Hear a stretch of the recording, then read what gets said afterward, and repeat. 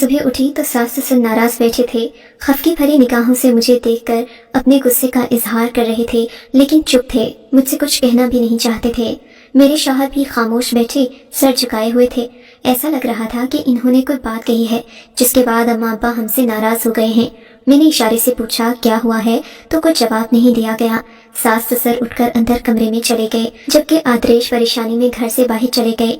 मैं कुछ समझ न पाई कि आखिर इन तीनों के बीच हुआ क्या है जो इतनी सुबह बदमज़गी पैदा हो गई। मैंने सास ससुर को नाश्ता बनाकर दिया, मगर इन्होंने मेरे हाथ का खाना भी ना खाया। इस बात का मुझे बहुत दुख हुआ। दोपहर तक मैं आदरेश का इंतजार करती रही, मगर वो भी घर नहीं आए। मेरी नंदें जो घर से काफी दूर रहती थीं, वो शाम को घर आईं और इन्होंने अम्मा अब्बा से न जाने क्या बात कही कि वो उनके साथ चले गए। अब घर में मैं और आदरेश ही रह गए थे। रात के वक्त तकरीबन वो घर आए। अम्मा अब्बा का पूछा तो मैंने कह दिया कि वो यहाँ से चले गए हैं। उनके साथ आसिया बाजी भी थी जो उन्हें अपने घर ले गई हैं। तब वो खुदा का शुक्र अदा करने लगे कि अम्मा अब्बा चले गए, अब मैं तुमको लेकर दूसरे घर चला जाऊंगा। अपने शौहर की ये बात सुनकर मुझे यकीन न आया। अगरचे मुझे सास ससुर से दूर जाने की कोई खुशी तो नहीं थी, लेकिन अगर शौहर मुझे दूसरे घर में लेकर जा रहा था तो ये भी खुशी की बात थी। वहाँ हर चीज मेरी मर्जी से होगी, ये सोचकर ही मेरा दिल खुशी से झूम रहा था। मुझे और कोई फिक्र नहीं थी सिवाय अपने शौहर के। शाम के वक्त हम लोगों ने अपना सामान वगैरह बांधा और अपने नए घर में मुंतकिल हो गए। ये घर पुराने घर से तकरीबन 10 किलोमीटर दूर था। हम लोग एक पुराने कस्बे में रहते थे। यहाँ पर आमदोरफ्त के लिए गाड़ियाँ तो आती थीं, लेकिन आबादी कम होने की वजह से दुकानें कम थीं। हम जिस इलाके में शिफ्ट हुए थे, यहाँ सब्जी की दुकानें पास ही थीं, मगर कपड़े और दीगर अशिया की दुकानें यहाँ से काफी दूर थीं। खैर, यहाँ पहुँचते ही मेरे शौहर ने एक अलग कमरे में बिस्तर लगा दिए। हालांकि इस कमरे में काफी अंधेरा था, मगर फिर भी ये बोले कि हम इसी कमरे में रहेंगे। इस घर के 2 बड़े बड़े कमरे थे। एक कमरे को हमने मेहमानों के लिए रख दिया, दूसरे में अपना सामान वगैरह रख लिया। इस कमरे में काफी अंधेरा था, अलबत्ता एक अटैच बाथरूम और साथ ही एक खिड़की भी थी जिसे खोलो तो ताज़ा हवा और रोशनी अंदर आती, और यही इस कमरे की अच्छी बात थी। मैंने शाम तक सामान वगैरह सेट कर दिया, जबकि उन्होंने भी मेरे साथ काफी हाथ बटाया। हमने किचन भी मिलकर सेट किया और फिर कपड़े वगैरह खोलकर अलमारियों में रखे। नए घर में आने की खुशी ही अलग थी। फिर सुबह के थके हारे हम रात के 11 बजे फारिग हुए तो बिस्तर पर पड़ते ही सो गए। सुबह मेरी आंख खुली तो आदरेश कमरे में मौजूद नहीं थे। मैं उनकी गैर मौजूदगी से परेशान हो गई। मैं उठकर बाहर जाने ही वाली थी कि वो दरवाजे से अंदर आ गए।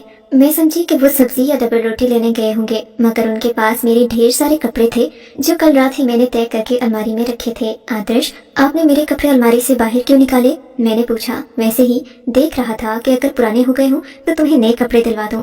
इन्होंने बात जैसे टाल दी थी, मगर मुझे उनका ऐसा करना अजीब सा लगा। खैर, मैंने नाश्ता बनाया और खाना खाने के बाद हम बैठे बातें कर रहे थे कि उनको किसी का फोन आ गया। फोन सुनने के लिए वो कमरे में नहीं रुके, बल्कि बाहर चले गए। काफी देर के बाद वापस आए। मुझे अपने शौहर की ऐसी बातें बिल्कुल पसंद न थी। दोस्तों से मेरे सामने बात ना करते, कहते मर्दों की और तरह की बातें होती हैं। मैं नहीं चाहता तुम्हें दुनिया की हवा भी लगे। वो हमेशा ऐसी बातें करके मुझे खामोश करवा देते, मगर इस घर में आने के बाद उनके रवैये में बहुत तब्दीली आ गई थी। वो सारा दिन मुझसे बात ना करते और कहीं खोए रहते। कभी किसी का फोन आता तो ऊपर छत पर चले जाते। उनकी ये बेहिसी और घर के कामों में उनका हिस्सा न लेना मुझे बहुत बुरा लग रहा था। शाम तक मैंने देखा घर में खाने पीने की कोई चीज न थी। मैंने उनसे कहा तो बोले, जाओ बाहर से जाकर कुछ खाने को ले आओ। मैं हैरत से उनका मुंह तकने लगी। आदर्श, आप ही ऐसी बातें कर रहे हैं जबकि आप तो मुझे सारी दुनिया से छुपा कर रखना चाहते थे। मैंने पूछा। हाँ, रखना चाहता था, मगर तुम खुद इस कदर तेज तराज हो कि तुम्हें दुनिया से छुपाने का कोई फायदा नहीं है। तुम तो बड़ी ही फनकारा निकली। शौहर के मुंह से ऐसी बातें सुनकर मेरी आंखों में आंसू आ गए। कैसी बातें करते हो? सारी जिंदगी तुमसे वफा की है मैंने, कभी किसी की तरफ नजर उठाकर भी नहीं देखा, और इस वफा का ये सिला दे रहे हो? मैंने कहा तो वो जज्बाती न हुए, बल्कि उन पर तो मेरी बात का असर ही ना हुआ। हालांकि पहले ऐसी बातों पर वो तड़प उठते थे, मगर आज उनकी बेहिसी मुझे ही रुला रही थी। पता है, तुम मेरी नजर से गिर गई हो, इसीलिए अब मुझे तुम्हारी कोई परवाह नहीं। और जब मर्द की नजर से औरत गिर जाती है तो वो उसकी परवाह नहीं करता। जाओ बाहर से जाकर खुद डबल रोटी लाओ। मैं क्यों तुम्हारी सेवा करूं? नौकर हूं तुम्हारा? उनका गुस्सा देखकर मैं सहम गई। भूखी रह लूंगी मगर बाहर नहीं जाऊंगी। बाहर के काम हमेशा आपने किए हैं, मैंने कहा और रोती हुई अपने कमरे में चली गई। आखिर मुझसे ऐसी क्या गलती हो गई कि आतिश इस तरह का रवैया रखे हुए थे। मैं रो रो कर हलकान हो गई, मगर वो मनाने भी नहीं आए। शाम को कमरे से बाहर आई, देखा तो वो भी भूख से नटाल थे। क्या हुआ, आपने भी खाना नहीं खाया? अपना दुख भूलकर मैं उनका एहसास करने लगी। हाँ, मैं भी तुम्हारी तरह सुबह से भूखा हूँ। नहीं, हम अलग अलग कमरे में रहेंगे, मैं तुम्हें सब समझा दूंगा। खुदा के लिए मेरा साथ दो, ऐसी कोई बात मत करना कि हम दोनों के लिए मुश्किल हो जाए। तो लगता है कि आप वाकई मुझे बदकिरदार और बुरी औरत समझते हैं। मैंने रोते हुए पूछा, नहीं नहीं, ऐसी कोई बात नहीं है। कहा ना, मैंने गुस्से में कहा था। अब मान जाओ, मुझसे ज्यादा मिन्नतें मत करवाओ। इन्होंने शोक लहजे में कहा, अच्छा ठीक है, मगर आप मुझे सारी बात बताएं। आप घर से बाहर क्यों नहीं गए? मुझे क्यों भेजना चाहते थे? और अगर मैं चली जाती तो जाने देता तुम्हें। इन्होंने खोए खोए लहजे में कहा, अच्छा बताएं क्या बात है? मैं हमतन गोश हो गई। देखो नौशीन, बात यह है कि जब मैं यहाँ से नौकरी के लिए दूसरे शहर गया था तो मेरे साथ हालात बहुत मुख्तलिफ किस्म के पेश आए। पहले दिन ही मैं एक ऐसे बंगले में गया जहाँ पर एक सख्त गिर खानदान आबाद था। ये लोग बिल्कुल भी मॉडर्न नहीं थे। तुम ये सोच सकती हो कि उनके मर्द हमसे भी ज्यादा अपनी औरतों पर सख्ती करते हैं। हवेली में किसी मर्द मुलाजिम को इजाजत नहीं थी कि वो कदम भी रखे, मगर मैं खान साहिब का एक खास मुलाजिम बन गया और यह एतमाद मैंने 2 हफ्तों में ही हासिल कर लिया। अब मेरी ड्यूटी कभी कभी बंगले के अंदर भी लगा दी जाती। खान साहिब मुझ पर हद से ज्यादा भरोसा करते थे। मैं भी हर वक्त नजरें झुकाए रखता। कभी भी मैंने इस हवेली की खवातीन को नजर उठाकर नहीं देखा था, मगर कहते हैं ना कि इंसान के मुकद्दर में जो मुसीबत होती है वो आकर रहती है। मेरे साथ भी ऐसा ही हुआ।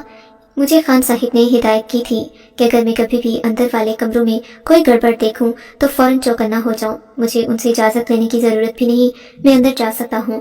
उनकी इस बात का भी मैं मान रखता। हर वक्त में हवेली के हर दरवाजे पर नजर रखता तो खतरा लाहक न हो। दरअसल खान साहिब के बहुत दुश्मन थे जो हर वक्त उनकी ताक में रहते, इसीलिए मैं इस बात का ख्याल रखता कि मुझसे कोई भूल चूक न हो जाए। वो भी रात का वक्त था। खान साहिब न जाने कब के अपने कमरे में जाकर सो चुके थे। मैं बाहर बैठा था कि मुझे अंदर वाली रहतारी में किसी के हल्के हल्के कदमों की आवाज सुनाई दी। ये सुनकर मेरे जहन में खटका सा हुआ। कोई औरत तो इस तरह नहीं चलती। ये किसी मर्द के कदमों की आवाज थी। जूतों की टाप साफ सुनाई दे रही थी। मैं भी बचता बचाता रहदारी से अंदर दाखिल हुआ। वो आवाज एक दरवाजे के करीब जाकर ठहर चुकी थी। मैं भी उसके साथ साथ ही चल रहा था। अचानक मुझे लगा जैसे कोई दरवाजा खोलकर अंदर दाखिल हुआ है। ये किसी जनानी का कमरा था। जाहिर है यहाँ औरतें ही थीं। मैंने फौरन से पहले हालात संभाल लिए। रहदारी के बल्ब वगैरह ऑन कर दिए और उस कमरे तक जा पहुंचा। वहां पर एक आदमी मौजूद था जो दूसरी खिड़की से कूद गया। इतने में वो लड़की शोर मचाने लगी और खान साहिब भी कमरे में पहुंच गए। खान साहिब ने मुझे लड़की के कमरे में देखा। दूसरा आदमी तो खिड़की से कूदकर कहीं जा चुका था। वो लड़की न जाने कौन थी। वो रोती हुई खान साहिब के पास गई और मेरी तरफ इशारा करके बोली, बाबा जान मुझे बचा लें। ये शख्स बंदूक की नोक पर मेरे कमरे में घुस आया। कहने लगा, अगर तुमने मेरी बात ना मानी तो तुम्हें जान से मार दूंगा। मगर मुझे अपनी इज्जत अजीज थी, इसलिए मैंने शोर मचा दिया। लड़की के मुंह से ये बात सुनकर मैं तो हैरान रह गया। ऐसा सोच भी नहीं सकता था मैं तकरीबन उनके पांव पड़ने ही लगा था कि इन्होंने गिरफ्तार आवाज में मुझे रोक लिया। बस अगर तेरी जगह कोई और होता तो मैं उसके जिस्म की एक एक बोटी भून कर रख देता, मगर तूने मेरी जान बचाई थी इसलिए बख्श रहा हूँ। और साथ इस हर्राफा को भी ले जा जो रात के अंधेरे में तुझसे मिल रही थी। औरत इतनी नादान नहीं होती कि उसे मर्द के इरादों की खबर न हो। खान साहिब ने गुस्से से कहा और उस लड़की को धकेल कर मेरे कमरे में फेंक दिया। लड़की रोने लगी। खानती नहीं, ये खुद मेरे कमरे में आया था। तो तू अंधी थी जो तूने दरवाजा खोला? खान साहिब ने गिरफ्तार आवाज में कहा, मैं तुम दोनों का निकाह करके तुम्हें यहाँ से आज ही रुखसत कर दूंगा। खान साहिब की इस बात पर हम दोनों ही एक दूसरे को हैरत से देखने लगे। न वो मुझे जानती थी और न मैं उसे। सुबह होने से पहले हम दोनों का निकाह करके हमें हवेली से रुखसत कर दिया गया। मैं नहीं जानता था कि मैं उसे लेकर कहाँ जाऊँ। लड़की ने खुद ही मुझे जगह का पता बताया। बोली कि तुम वहाँ चलो, वहाँ जाकर हमारे सभी मसले हल हो जाएंगे। मैंने उसकी बात मान ली क्योंकि मैं इस इलाके में अजनबी था। मैं और कोई हल नहीं जानता था। पर उस लड़की पर मुझे बहुत गुस्सा आ रहा था जिसने मुझे इस मुसीबत में फंसाया, क्योंकि इसकी वजह से मैं अपनी नौकरी से हाथ धो बैठा था। बहरहाल वो मुझे एक पुराने से होटल में लेकर गई। यहाँ पर पहले से हमारे लिए एक कमरा बुक था। हम कमरे में आए तो साथ ही किसी ने दरवाजे पर दस्तक दी। मैंने दरवाजा खोला तो सामने एक नौजवान खूंखार आंखों के साथ खड़ा मुझे देख रहा था। क्या हुआ भाई, कौन हो तुम? मैंने पूछा। ये जिसे तुम लाए हो इससे मोहब्बत करता हूँ मैं, आशिक हूँ इसका। नौजवान ने बड़े सपाट लहजे में कहा, अगर इतने ही गैरतमंद आशिक थे तो उस वक्त कहाँ थे जब मैं इसे ब्याह कर लाया था? मैंने भी गुस्से से कहा, इसका कोई कसूर नहीं, ये एक मजबूर काम वाली की बेटी है। तभी तो खान साहिब ने इसे तुम्हारे साथ भेज दिया। अगर अपनी बेटी होती तो कभी भी उसके साथ ऐसा सलूक नहीं करते, मगर चूंकि एक मामूली काम वाले की बेटी है इसीलिए खान साहिब ने इस बात की परवाह नहीं की और इसे तुम्हारे साथ भेज दिया। मुमकिन था कि इसे मार देते, मगर फिर सोचा होगा कि खामखा ही उन पर इल्जाम आएगा। आजकल की पुलिस भी काफी सख्त हो गई है, वो हमारी बात नहीं मानती। तुम कौन हो? मैं हूँ। मैंने उसकी तमहीद सुनकर पूछा। मैं खान साहिब का बड़ा बेटा हूँ, इस लड़की से मोहब्बत करता हूँ। इसकी मासूमियत ने मुझे पिघला दिया, मगर खान साहिब को कभी भी ये बात कबूल ना होती कि मैं इस मामूली लड़की से निकाह कर लूँ। इसीलिए उस रात में कमरे से भाग गया, वरना मैं किसी से नहीं डरता। अगर बाबा को अंदाजा हो जाता कि हम दोनों एक दूसरे से मोहब्बत करते हैं तो वो यकीनन इसी की जान ले लेते।